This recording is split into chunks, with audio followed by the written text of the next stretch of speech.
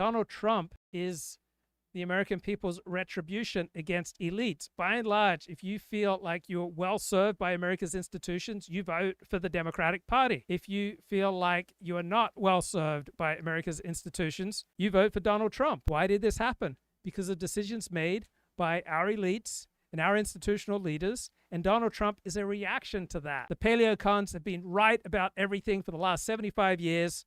Right? I am down with the Chronicles magazine perspective on life.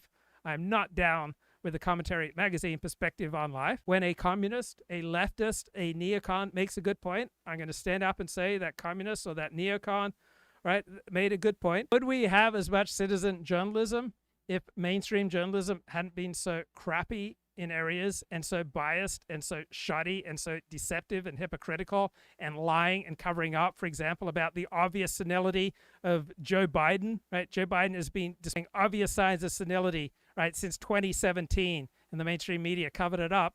Ergo, people are increasingly turning to citizen journalists.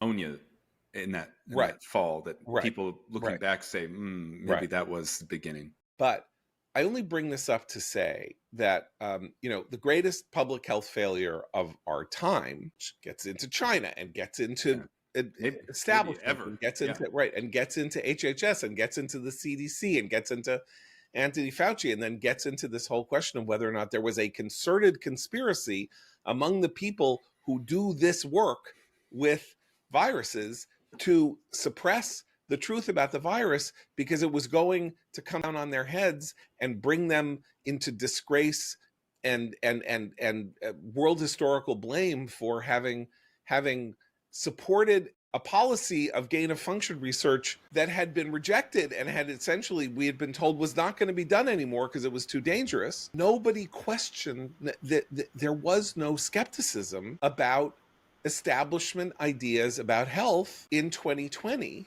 And that means when you get to 2025, you have a guy who thinks that the measles vaccine, which has saved tens of millions of lives since its application, needs to be questioned, or fluoride needs to be questioned in the water.